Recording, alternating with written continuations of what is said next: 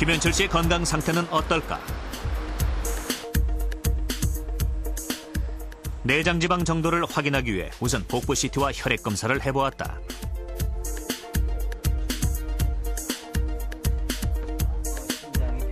결과는 예상보다 심각했다. 17.5kg니까 키 체중으로는 분명히 비만에 해당이 되시고요. 배 안에 내장 사이에 이 검게 보이는 것들 있죠? 이게 전부 기름입니다. 그래서 지금 저희가 이 측정한 결과를 보면 현재 체지방률이 28.1%로 비만에 해당이 되고요. 체지방 CT 결과를 보면 복부 비만이 상당히 심합니다. 그래서 내장 지방이 과다하기 때문에 동맥경화, 고지혈증, 고혈압, 당뇨병의 발생 위험이 상당히 높은 상태라고 말할 수 있겠습니다. 한국 사회에서 술자리는 단순한 술자리 그 이상의 의미로 여겨진다. 업무의 연장에서 친목도모까지 중요한 사회활동 중 하나로 여기다 보니 이런저런 술자리들이 당연시돼 왔다. 술 마시면서 갖는 분위기 같은 거 서로 더 친해지고 이렇게 뭐 더 깊은 얘기 할 수 있고. 직장인들이 제일 술을 어쩔 수 없이 먹는 이유가 이런 자리 때문에 먹는 경우가 많아요. 솔직히 말하면. 하지만 술은 비만을 유발하는 위험 요소다. 그 자체가 고열량 식품이기 때문이다. 맥주 한 잔은 140kcal, 소주 한 잔은 약 70kcal의 열량을 가지고 있다. 만약 소주 한 병을 마셨다면 약 500kcal를 섭취한 것으로 이는 밥 2공기를 먹은 열량과 비슷하다.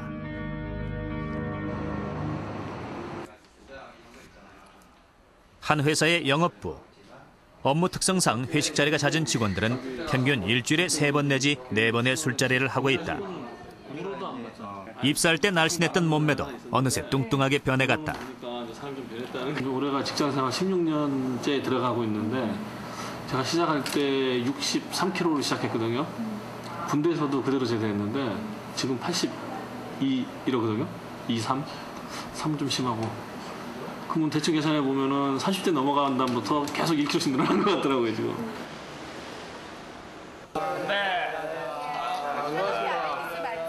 오늘도 어김없이 이어지는 술자리.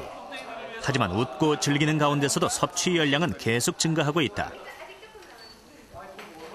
쉴 새 없이 먹고 마시는 고열량의 술과 기름진 안주. 과연 이 술자리에서 한 사람이 섭취한 열량은 어느 정도일까? 소주와 삼겹살, 그 밖에 반찬류까지 합해 2,500kcal가 넘는 열량을 섭취했다.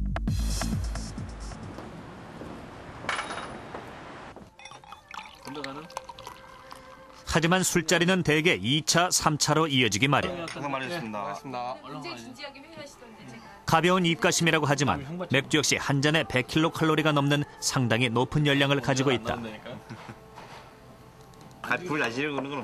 더욱 문제가 되는 것은 고열량의 술과 함께 먹는 안주의 대부분이 고칼로리 음식들이라는 점이다.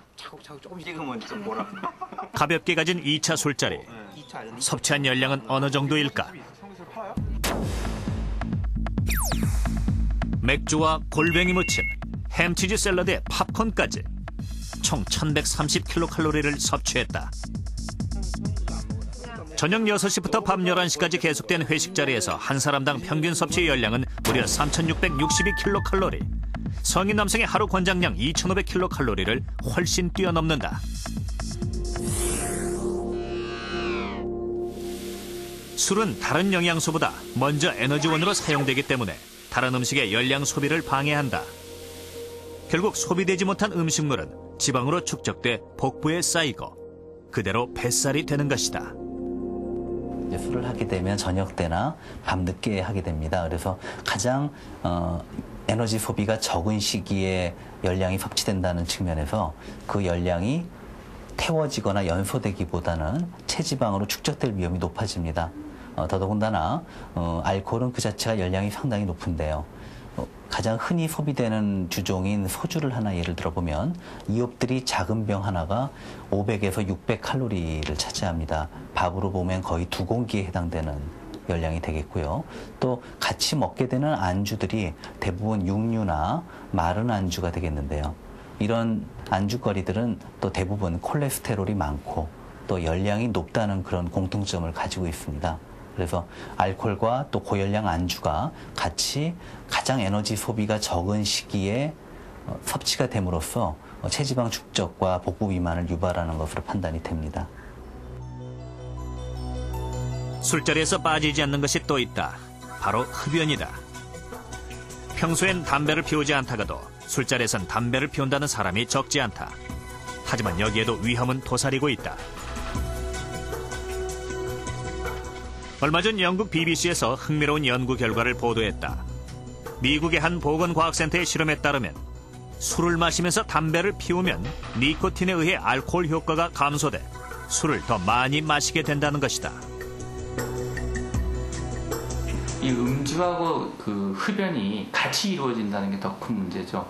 음주가 복부 비만을 악화시키고 또 흡연 자체도 복부 비만을 악화시키기 때문에 음주와 흡연을 같이 하게 되면은 특히 무슨 회식 자리라든지 스트레스가 많을 때 이럴 때 그런 걸 해결하기 위해서 이런 걸 같이 한다는 거는 복부 비만을 더 악화시키고 또 이런 비만과 흡연과 그다음 음주에 의한 여러 가지 합병증들을 더욱더 악화시키는 그런 원인이 된다는 사실을 명심할 필요가 있고요.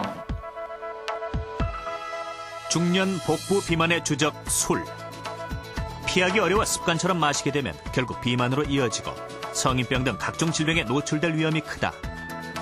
먹고 마시는 즐거움 속엔 우리의 건강을 위협하는 악마의 미소가 도사리고 있다.